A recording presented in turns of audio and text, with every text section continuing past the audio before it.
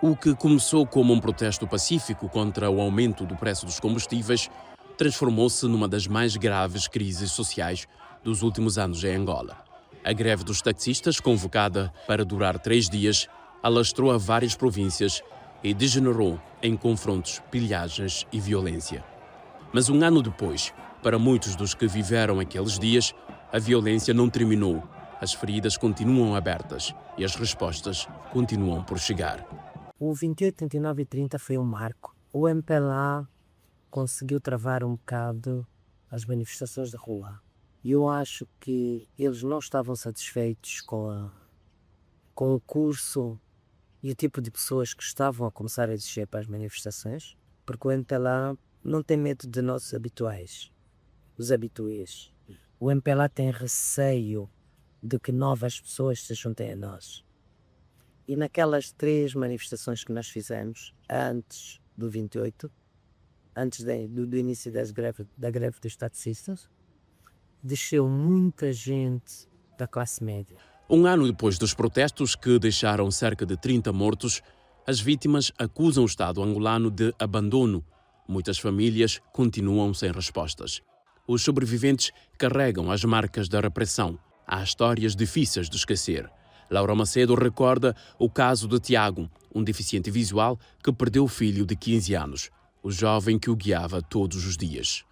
É uma coisa muito triste.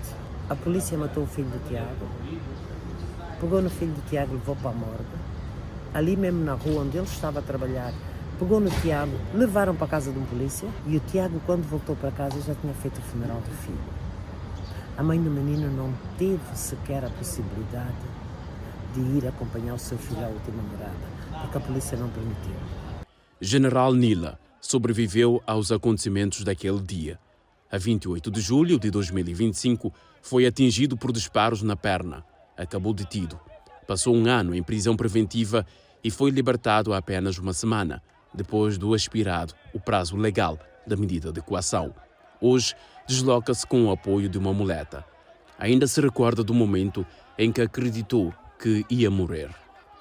Estava a caminhar, mas com o telefone a fazer live, a dizer ao pessoal que não tinha táxi.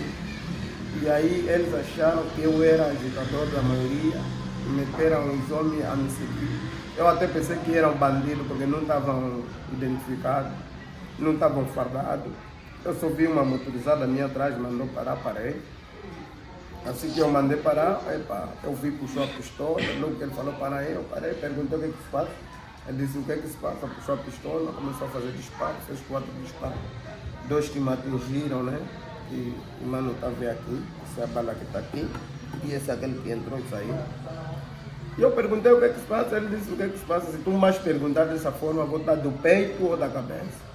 Para General Nila, os disparos daquele dia foram apenas o culminar de uma perseguição que garante já vinha de antes. Fui acusado de perturbação da ordem pública, em serviços públicos, porque sempre que sentíamos os nossos direitos violados, convocávamos manifestação.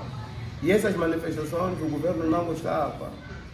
Aí fui perseguido, levaram o meu quiosque, onde estava lá o meu negócio dos livros.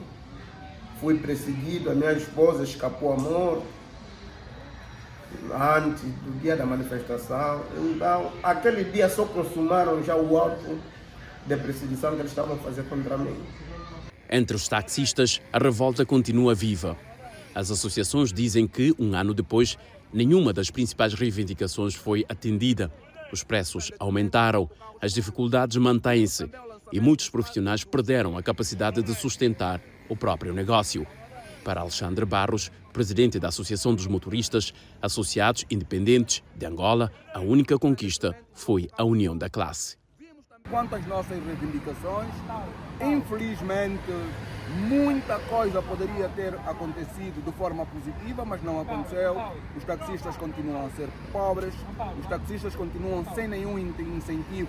Quando nós falamos, obviamente, aqui dos taxistas, falamos daqueles taxistas, daqueles senhores também taxistas que perderam o seu poder econômico para com manter as suas viaturas, que perderam poder econômico para manter o seu trabalho, o seu core business, né? Continuam, infelizmente, a mendigar. Verificamos hoje uma política pública voltada aos transportes públicos que não se entende verdadeiramente com que rácio este governo acha que deveria ser. Um ano se passou. As ruas voltaram à normalidade. Os motores voltaram a trabalhar. Mas para quem perdeu um filho, uma perna, a liberdade ou a esperança, a greve dos taxistas nunca terminou. As balas calaram-se, mas as feridas continuam abertas.